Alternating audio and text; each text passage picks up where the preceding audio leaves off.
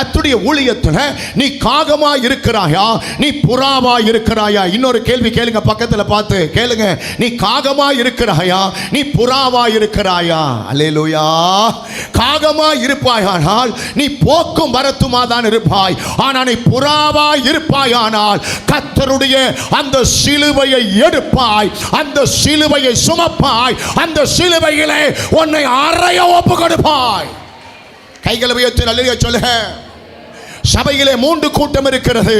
ஒன்று சிலுவையை எடுக்கிற கூட்டம், அதோடு நின்று விடாத இன்னொரு கூட்டம் இருக்கிறது. அந்த சிலுவையை தாமே ஆண்டவருக்காக தன்னுடைய தோளிலே சுமக்கிற 2வது கூட்டம் இருக்கிறது.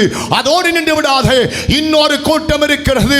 தேவ சேனையாக புறப்பட்டு போய் சுவிசேஷத்தை அறிவித்து சபைகளை கட்டி ஆத்துமாக்களை ஆதாயம் பண்ணி ஆண்டவருடைய ஊழியத்தை செய்கிற, எடுத்த சிலுவையிலே தன்னை அறைய ஒப்பு கொடுத்த அந்த 3வது இடத்திற்கு தான் இன்றைக்கு சபை வர வேண்டும்.